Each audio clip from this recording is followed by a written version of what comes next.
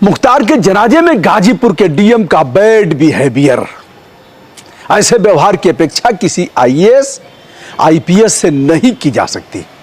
गाजीपुर की जिलाधिकारी आर्या अखौरी ने जिस प्रकार का व्यवहार किया, मुख्तार अखिल भारतीय सेवाएं आचरण नियमावली 1968 के नियमों को तार तार इन्होंने किया है। डीएम पर शासन को एक्शन लेना चाहिए। ऐसी महिला इस प्रकार के जिम्मेदार पद पर रहने के लायक नहीं है, ऐसा कहना है पूर्व आईपीएस अमिताभ ठाकुर का, जिन्हें जबरिया सेवानिवृत्ति दी गई। मुख्तार अंसारी के जनाजे में मिट्टी देने से लोगों को रोकने और निंदनीय आचरण करने पर न केवल सवाल उठाया है अमिताभ ठाकुर ने, बल्कि 2013 बैच की आईएएस अफसर आरेका के ऊपर कार्रवाई की मांग भी किया है। अमिताभ ठाकुर मुख्तार अंसारी के बड़े भाई सांसद अफजाल अंसारी और डीएम आरेका अखौरी के तल्ख बातचीत को लेकर कहते हैं कि हिंदू धर्म को अंतिम यात्रा में कंधा देने, यानी हिंदू धर्म के जो मतावलंबी हैं अंतिम यात्रा में उन्हें कंधा देने, पार्थिव शरीर को पंच तत्व में विलीन होने के दौरान लकड़ियों का इंतजाम करने, घी, तिल, सरपत, कुश, कफन, बांस, लकड़ी की डोली सहित अन्य सामानों की व्यवस्था सामूहिकता के आधार पर किया जाता है। ऐसे ही इस्लाम के अनुसार जो लोग मिट्टी देना चाहते हैं उन्हें कैसे रोका जा सकता है। जनाजे में किसी को बुलाया नहीं जाता है, लोग जैसे सुनते हैं वैसे ही आते हैं। अखौरी का बुरा आचरण, इनके लिए यह जिस नियमावली का उल्लेख किया अमिताभ ठाकुर ने, सुनिए अमिताभ ठाकुर से ही वह क्या कह रहे हैं। इस संबंध में भारत सरकार में जो आईएएस अफसरों का मंत्रालय है, प्रशिक्षण मंत्रालय, कार्मिक और प्रशिक्षण मंत्रालय और मुख्य सचिव जो इनके अधिकारी होते हैं यहाँ प्रमुख उत्तर प्रदेश सरकार में, उनको हमने शिकायत भेजी है कि इसकी जांच कराई जाए। अखिल भारतीय सेवाएं आचरण नियमावली 1968 का नियम 3 है, उसके उपनियम 1A और 2A में स्पष्ट लिखा है कि प्रत्येक आईएएस और आईपीएस अफसर से हर अवसर पर निरंतर सदाचरण, सद्व्यवहार की कर्टसी और गुड बिहेवियर एक्सपेक्टेड है, कि उम्मीद की जाती है। क्या यह कर्टसी गुड बिहेवियर था? वहाँ जनाजा है, वहाँ शव रखा है, आप उसी जगह पे अब और किस चीज के लिए आप ये कर रही हैं, माहौल खराब कर रही हैं, इस तरह का बर्ताव कर रही हैं?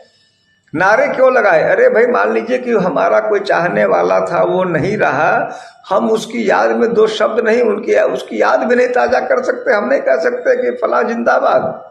आपको नहीं अच्छा लगता है उसका नाम, मैं समर्थक रहा, मैं उसका स्नेह सिक्त रहा, तो मैं उसका नाम भी न लूँ एक मृत व्यक्ति का? इसके लिए कौन से नियम और कौन से कानून? अगर नियम और कानून की इतनी दुहाई आपको देनी थी तो आप वास्तव में इंश्योर करती कि 4 से ज्यादा लोग नहीं, घर से ही नहीं निकलेंगे। आपने वहां 4 लाख 5 लाख लोगों को आने दिया। क्यों आने दिया? क्योंकि आप रोक नहीं सके, आपके वश में नहीं था। वो कोई किराए पे तो आए नहीं थे।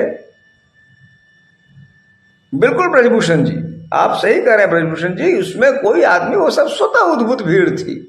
अब जब वो आ गए थे, वो वही मौजूद थे, और उस समय 144 कहा कि आपने मार के क्यों नहीं भगा दिया सबको? वीडियोग्राफी करा रही हूं और मैं मुकदमा करूंगी। 144 का उल्लंघन कथित रूप से तो तभी हो गया जब सारे के सारे लोग वहां आ चुके थे। अब जब आ गए, जब वहां खड़े थे, सब वहीं पर थे, तो उसमें मिट्टी देने के लिए धर्म विशेष में, अब हमारे धर्म में, मैं हिंदू हूं, हमारे धर्म में जब अस्थि जो शव का अंतिम संस्कार होता है, लकड़ी डाला जाता है, धृत डाला जाता है, धूप डाला जाता है, जो भी होता है हर धर्म के होता है। तो अब कोई कहे कि भाई बने कि 2 ही आदमी धृत डालेंगे, 1 ही आदमी धृत डालेगा, 2 ही आदमी धूप डालेंगे, यह तो मतलब मैं समझता हूं कि यह तो अशोचनीय स्थिति है। कब्रिस्तान में, शमशान स्थल पे अंदर में कोई कैसे अपने मृत के प्रति क्या आचरण और कार्य करेगा? यह संविधान का सीधा सीधा उल्लंघन है। जो धार्मिक स्वतंत्रता का है, जो हमारे अन्य अधिकार हैं, सिर्फ धार्मिक स्वतंत्रता का ही नहीं, हर अधिकार का उल्लंघन है कि हम अपने मृत शरीर के साथ, जिसको हमने अंदर लिटा दिया, हम अगर मिट्टी 4 की जगह 14 डाल देंगे आप कह रहे हैं कि मैं गिनती नहीं करूंगी और 5 से ज्यादा ना हो और उस पर लड़ाई और उस पर उत्तेजना फैलाना। यह जानते समझते कि कल को मान लीजिए कि वहां पर वह भीड़ उत्तेजित हो जाती, कोई जानता नहीं है किसी को क्या लग जाए, कोई भगदड़ मच जाती, तो आप कहते देखिए तो अपराधी थे, सब जानते थे कि अपराधी थे और अपराधी वाला आचरण किया। कितना जज्ब किया होगा उस भीड़ ने कि मिट्टी डालने में प्रतिबंध, नारे लगाने में प्रतिबंध। और इतना ही नहीं, आप कह रहे मुकदमा दर्ज करा देंगे। अरे भाई किस बात का मुकदमा दर्ज करा देंगे? क्या गुनाह किया है हमने? हम मिट्टी डाल रहे हैं, मृत व्यक्ति को याद कर रहे हैं तो गुनाह कर दिया। 144 तो ये कहीं नहीं कहता। मैं सहमत हूं ब्रजभूषण जी कि इस मामले में भी कार्रवाई होनी चाहिए। इस बात से भी सहमत हूं आपसे कि उसकी सीबीआई जांच होनी चाहिए, उत्तरदायित्व नियत होना चाहिए। अब यह सरकार क्या करेगी, सरकार क्या नहीं करेगी, इसकी इच्छा पे है। अक्सर देखता हूं कि उनको मुख्तार अंसारी को तो भाई आपने कहा कि अब जैसे मैं कल देख रहा था, कल किसी ने भेजा, प्रदेश के पूरे देश के गृह मंत्री ने कल कहा शायद किसी सभा स्थल में कि हमने मुख्तार अंसारी को का अंत करा दिया। अब बताइए, यहाँ तो सरकार कहते नहीं थक रही कि अपनी मौत मरे, हृदय गति से मरे।